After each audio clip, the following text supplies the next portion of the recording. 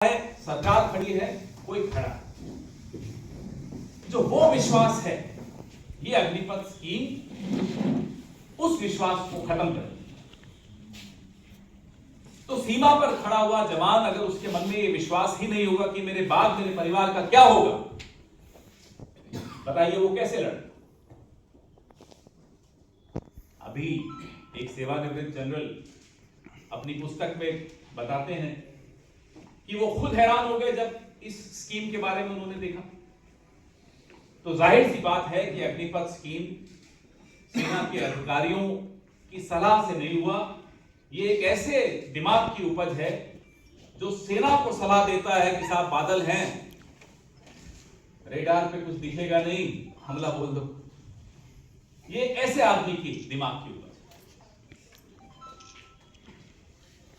सुबह 4 बजे उठकर ये बैठे हैं हमारे साथ कर्नल साहब, ये बताएंगे आपको, हमें भी कई बार किस्से सुनाते हैं।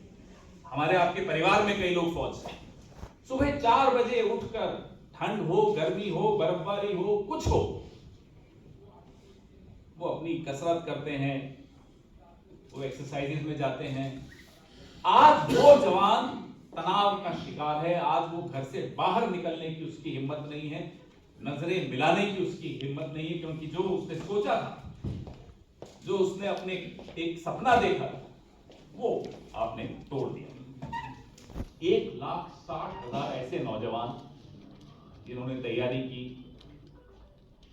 4 साल में उनका सिलेक्शन हुआ, सब कुछ हुआ, लेकिन उनको ज्वाइनिंग नहीं दी। ये मुद्दा भी हम लोग इस मंच से उठा चुके हैं, राहुल जी लगातार इसके बारे में बोल रहे हैं, कांग्रेस अध्यक्ष इसके बारे में कई बार चर्चा कर चुके हैं। 1,60,000 लोग, क्वालिफाइड लोग, उनकी ज्वाइनिंग नहीं।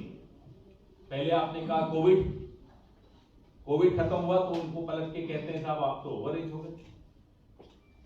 ये क्या न्याय है? ये अन्याय काल का एक ज्वलंत उदाहरण है आपके साथ। नौजवानों के साथ कैसे अन्याय हुआ, और उन नौजवानों के साथ जो आपको, जिनसे आप उम्मीद करते हो कि सीमा पर जाकर वो आपके लिए लड़ेंगे। अब इन्हीं पीड़ितों, एक पूरा समूह चंपारण से 1100 किलोमीटर दूर पैदल चलकर दिल्ली पहुंचा, इससे मिलने। देश के प्रधानमंत्री तो व्यस्त, किस चीज में व्यस्त है? सेना की यूनिफॉर्म पहन के कैमरा के सामने शूटिंग में व्यस्त, कभी तोप के सामने, कभी किसी मिसाइल के साथ पोज देते हुए।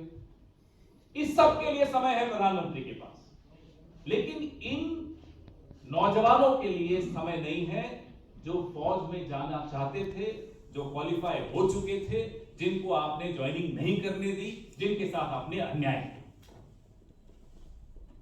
और लगभग 100 करोड़ रुपए आपने फीस के भी इन लोगों से बटोरे, कुछ नहीं हुआ। फिर ये लोग थक के जंतर मंतर पे जाकर बैठे। एक जमाना था, आज से 10 साल पहले कांग्रेस का जमाना था, आप में से कुछ लोगों की चैनल्स और अखबारों में जंतर मंतर की एक बीट होती थी, रिपोर्टर होते थे जंतर मंतर की बीट के। अब जंतर मंतर से कैमरा छू मंतर। अब जंतर मंतर पे आपको कैमरा नहीं दिखते।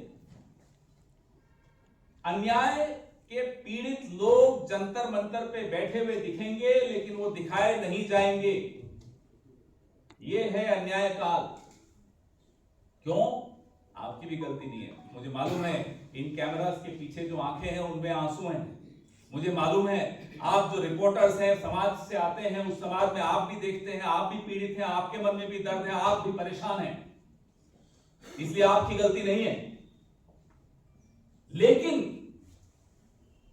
मीडिया की यह स्थिति आ गई है, माफी चाहता हूं, बड़े दुख के साथ ये कहता हूं कि अब साहेब का पिछले इवेंट से अगला इवेंट कितना बड़ा होगा, यही चिंता। पिछला वाला इवेंट तो इतना था, अब इससे भी महान इवेंट होगा। साहेब के इवेंट्स और मीडिया, पूरा देश बैठे थे, प्रधानमंत्री से मिल नहीं पाए, कैमरा से रूबरू हो नहीं पाए, राहुल जी से मिले। राहुल जी ने इनका दर्द सुना और राहुल गांधी ने इनको वादा किया कि मैं, मेरी पार्टी, हम सब मिलकर आपको न्याय दिलवाएंगे, चाहे उसके लिए हमें कुछ भी करना पड़ जाए।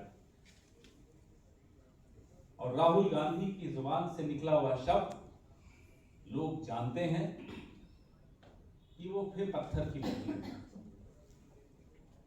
ये जो न्याय यात्रा निकाली जा रही है, इस न्याय यात्रा से भी हमारे इन नौजवानों के मन में एक उम्मीद की किरण जागी है कि हां, राहुल गांधी ने जो कहा था वो करना शुरू किया है। हम यह भी जानना चाहते हैं प्रधानमंत्री जी से कि जो इन नौजवानों से 100 करोड़ आपने इकट्ठे किए, वो इवेंट्स में खर्च हो गए या अभी बचे हुए, या अगले इवेंट की तैयारी के लिए? हम यह भी जानना चाहते हैं कि आपने सेना के वरिष्ठ विशेषज्ञों और अधिकारियों की सलाह के बिना इस तरह की योजना लाने की किसने आपको सलाह दी? क्यों आप देश को कमजोर कर रहे हैं?